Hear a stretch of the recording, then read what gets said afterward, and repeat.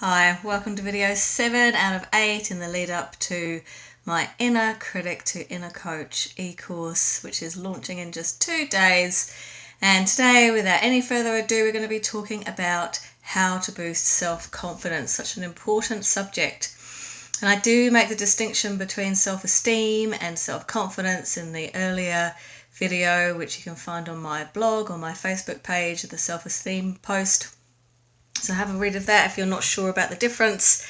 And what I'm going to be talking about today is the difference between inside confidence and outside confidence. And I'd like to illustrate that difference by telling you a little story about myself and my own journey. So before I moved to New Zealand, I really hadn't done any personal development or self-development at all. And I moved here and I did a yoga retreat on the way to New Zealand, which really opened my eyes to a lot of stuff.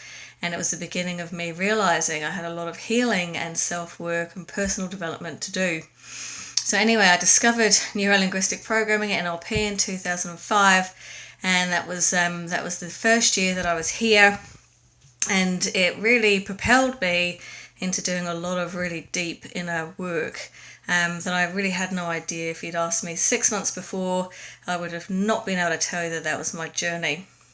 But you see, before then, my friends all, I think, would have described me as a very confident person.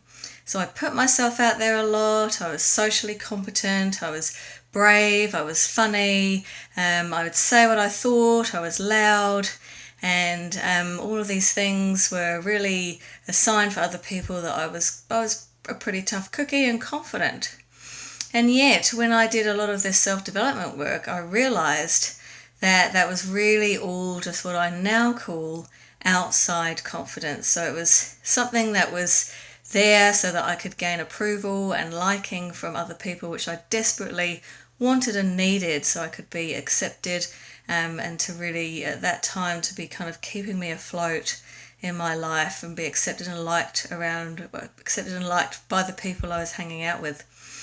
And so once I'd done all this inner work, I remember going back to England and to London for a visit and saying to my friends, hey, I've been doing all this stuff and I feel so much better.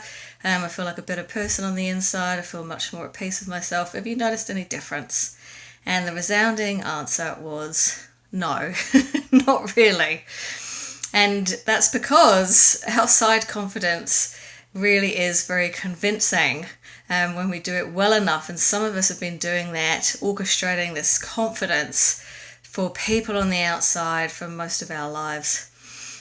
So my tip around self-confidence is firstly to understand that all those things I described, the stuff around putting myself out there and being loud and all of those things, they weren't really how I felt. How I felt inside was self-doubting.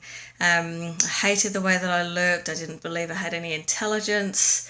I really didn't think I was competent. I didn't have any real aspirations for myself. And all of those things are really a huge part of what's cultivated by your inner critical dialogue. And the real key to changing them is to begin to learn how to talk to ourselves very differently and how to treat ourselves very, very differently, and how to begin to recognize our self-worth and begin to care for ourselves. And so that's a piece of work worth doing. And the other thing for you as a quick tip that I would recommend is start to get a distinction between outside and inside confidence for yourself. So start to recognize which is which. And I'll give you a tip. You'll recognize it by your motivation. So outside confidence is highly motivated by what other people think of you and doing actions and behaviors that you believe will bring favorable views of you from others, even though they might not feel good to you. And so that's one way of checking is your motivation. And I'll give you another clue that if you've got a lot of outside confidence, you're going to have much less inside confidence. So that starts to need cultivating. And the tip here is very similar to the self-esteem tip, which is you need to be able to find things about yourself that you absolutely believe are true in relation to your abilities, competencies, or capacities to do certain things. So that's the difference with confidence. We were looking for things that you feel competent about, or with stuff around your abilities or capacity. So you can find some simple truths and start to write them down, even if it's as simple as saying, you know, I'm an organised person and that benefits me and the people that I live with. You know, or I am a really good driver, whatever it might be. Make a list. And then when you're in need of turning that around and cultivating some inside confidence, you already have a good start. And of course, this is such an important topic. It is discussed and taught in depth on the training because it really is a subject that I have found affects everybody, most people that I've come across, and I know from my own journey too. So please do try that. Get in touch if you have any questions at all. And I'll see you tomorrow for the final video.